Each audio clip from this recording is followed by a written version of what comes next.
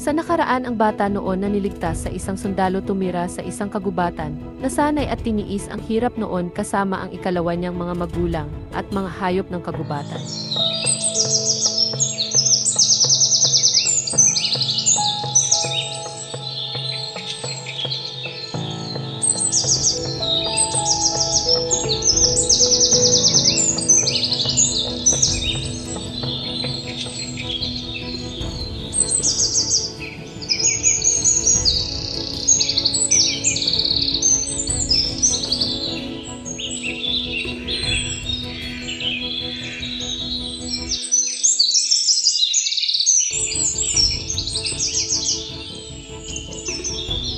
Ang binata na binubuli noon at ipinakulong dahil umiibig siya sa isang prinsesa.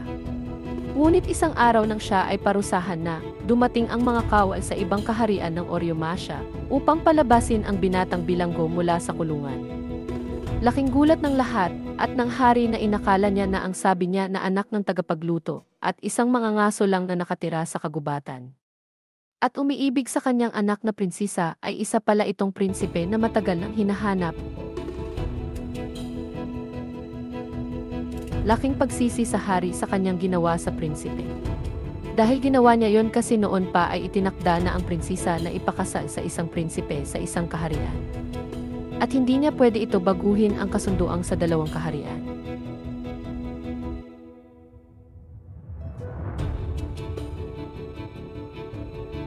Masaya ang lahat sa palasyo na buhay ang prinsipe, lalo na ang kanyang inang reyna, amang hari, kapatid na prinsipe at iba pa sa palasyo.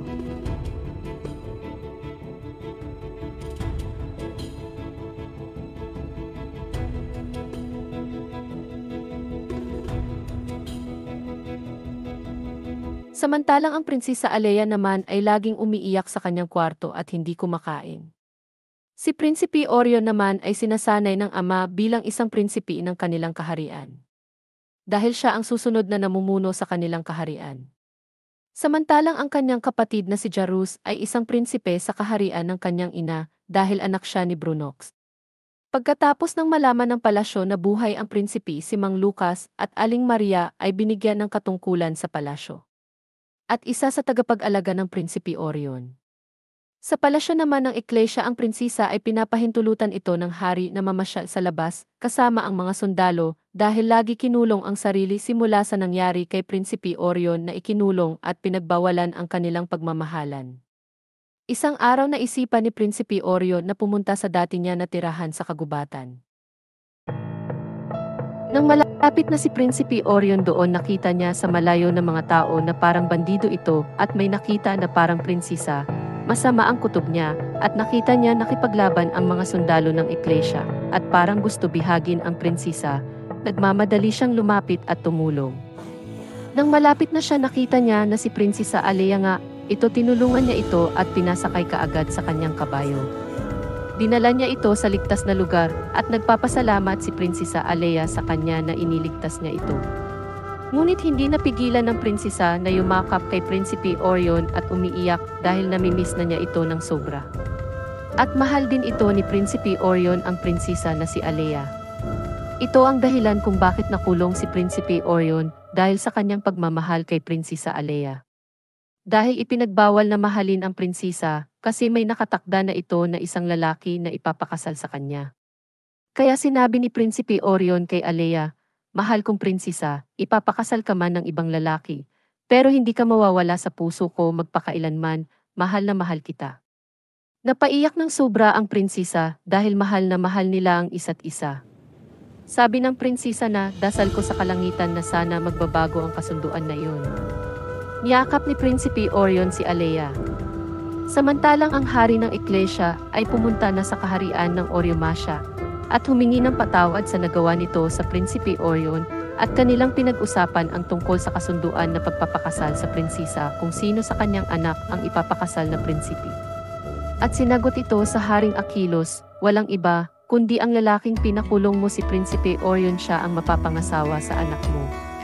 Nagtataka ang hari ng Iglesia, akala niya si Jarus, dahil ito ang panganay na anak na alam niya. Dahil ito ang nakatala sa kasunduan na ang panganay na anak Hindi niya alam na anak ito ni Brunox at hindi rin alam ito ng ibang tao. At si Prinsipe Orion lang ang nag-iisang anak ni Haring Achilles at sinabi niya ito sa hari ng Eklesia. Kaya natutuwa ang hari ng Eklesia dahil sa ganitong paraan makabawi siya sa anak niya at kay Prinsipe Orion. Gusto ng hari na makitang masaya ang kanyang prinsesa. Ganoon na rin si Prinsipe Achilles at gusto nito na isusurprisa lang ang kanilang kasal. At hinanda na ng lahat ang araw ng kasal at pinadala ang prinsesa sa Oryomasya sakay sa isang karuwahi ng kabayo kasama ang mga sundalo at ilang utusan sa palasyo. Nalungkot sobra ang prinsipe sa biglang desisyon ng kanyang amang hari. Papakasal